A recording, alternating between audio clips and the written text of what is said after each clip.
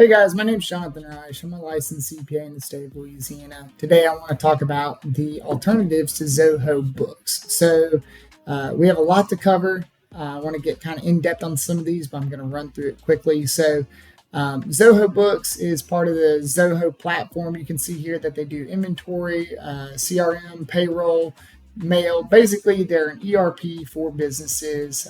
They're not quite as deep and detailed as Oracle maybe or SAP, but they do have a good product. There's nothing wrong with Zoho Books, but I want to talk about some of the alternatives out there because there are different ways of doing business and what some of the disadvantages and advantages of using these platforms may be. So first, I want to point out that a lot of these platforms I'm covering today are standalone accounting platforms.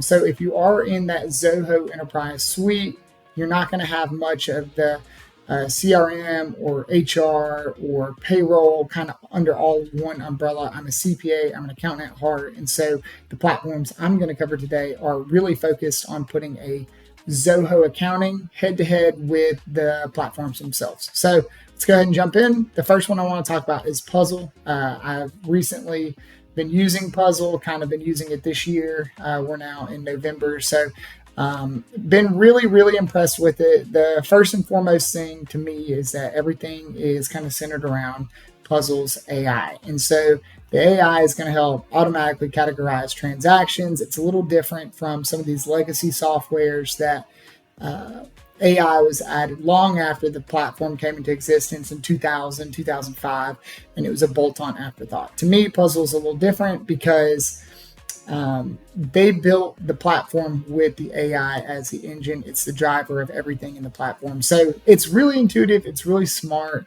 It's got an excellent user interface that I'm really impressed with.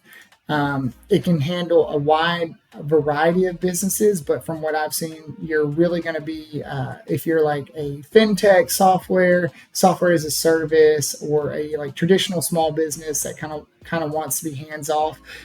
Puzzle was made for you. If you are maybe in the construction industry where you need something a little bit more robust to do work in progress or job costing, you may want to explore some of the other ones on this list, like Sage Intacct, for example, where it's a lot more deep and you have just different options for different types of businesses. So let's talk about price real quick. I like to talk price because what am I going to pay for it? Here it is. They make it evident. It's transparent as day. You get a free trial at $0 a month.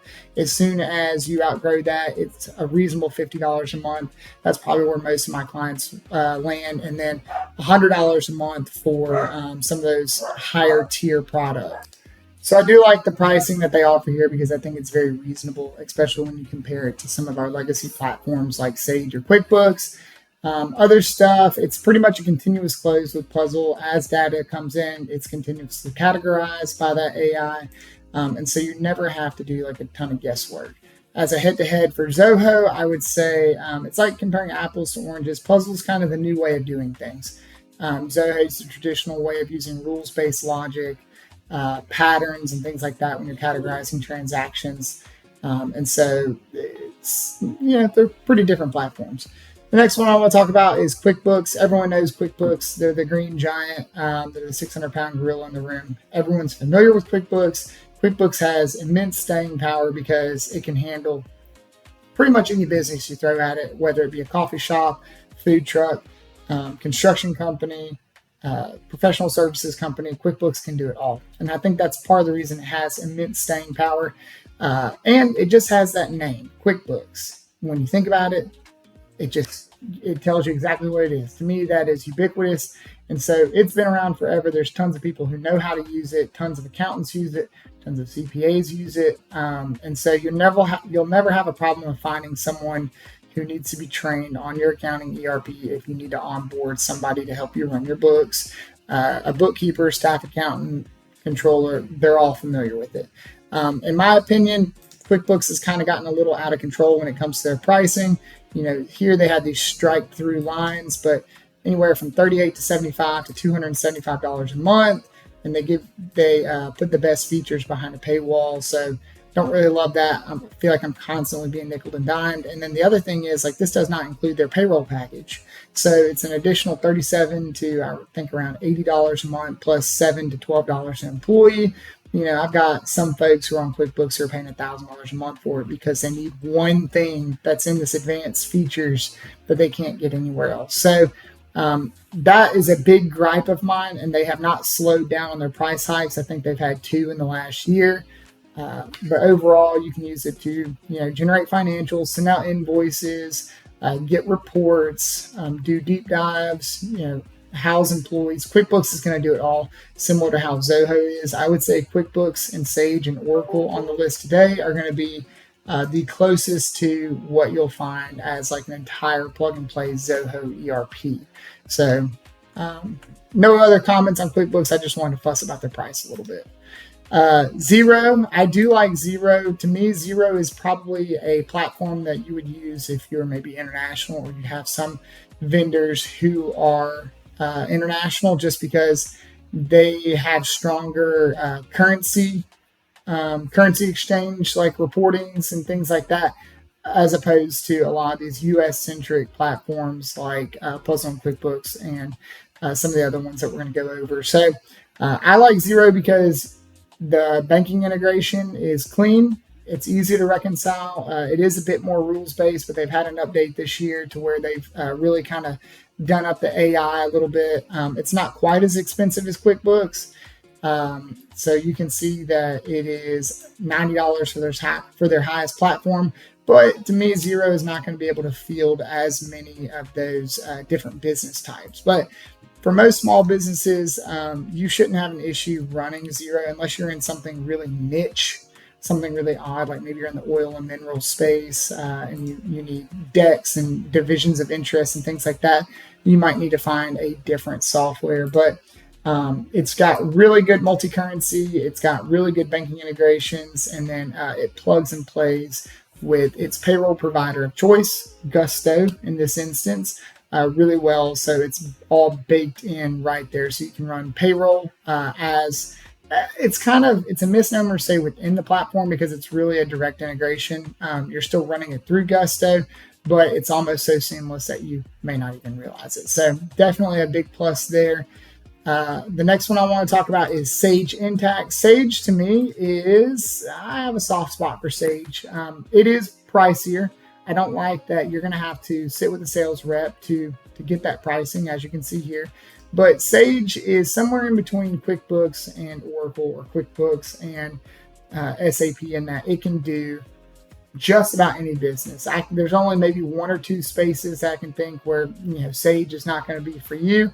But with that, because Sage is so robust and it's so diverse, you're going to need to have a team of accountants, not bookkeepers, a team of people who specialize in accounting to get the most out of it. To me, when you compare Sage to Zoho, Sage is almost an ERP. It's basically your entire back office. It can do forecast, budgeting.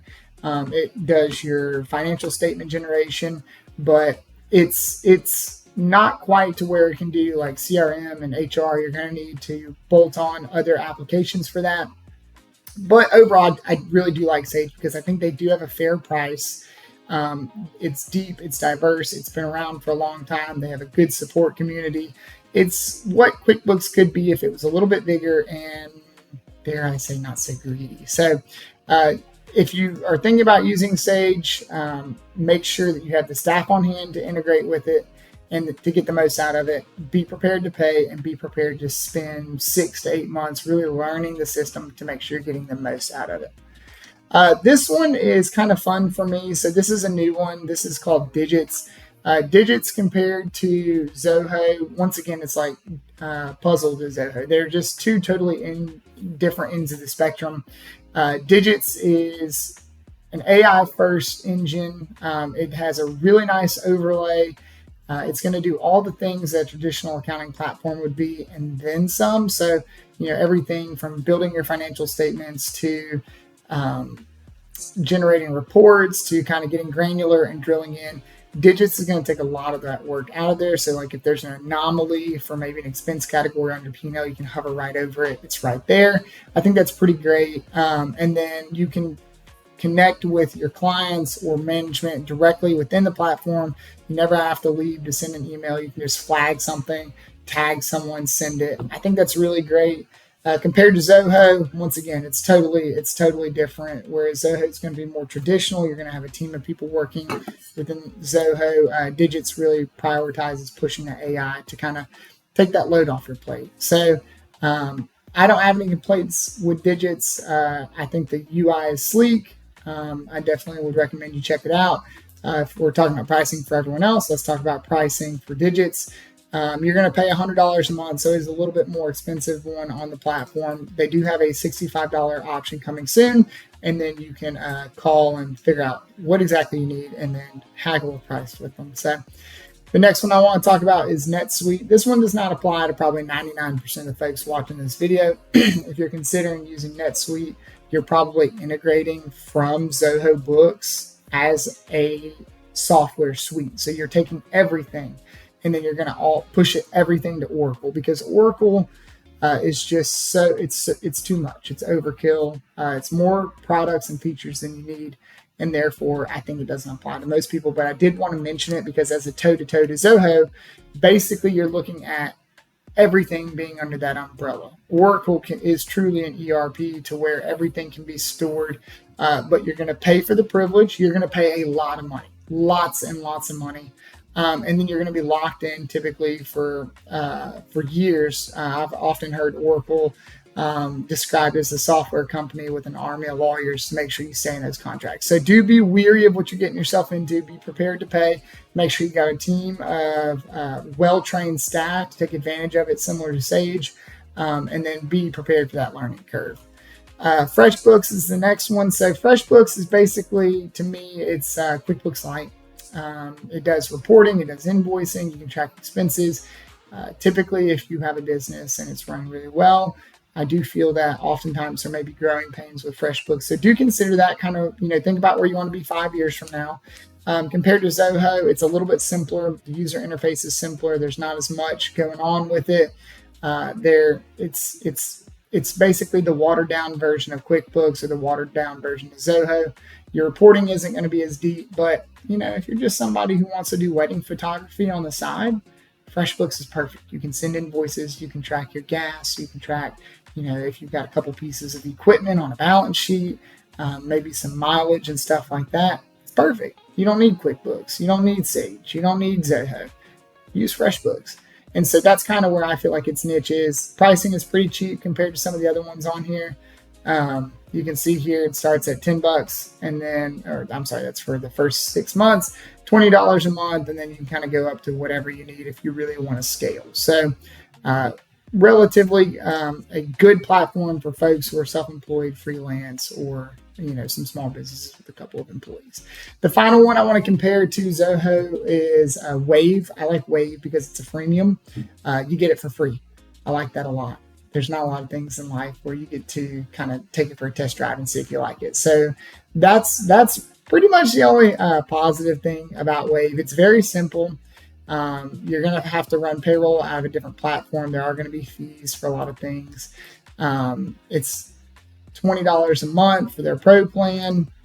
And honestly, I really don't know how they're making money storing all the data necessary to run an accounting platform, just because they do have that freemium version. And that's what most people use. But as soon as you start turning over actual volume, inputting an exceptional amount of invoices or bills, trying to track expenses, you're going to feel growing pains pretty quick. But if you're somebody who's like, I'm not really sure if I want to run a small business, I just kind of want to dip my toes in, Wave was made for you.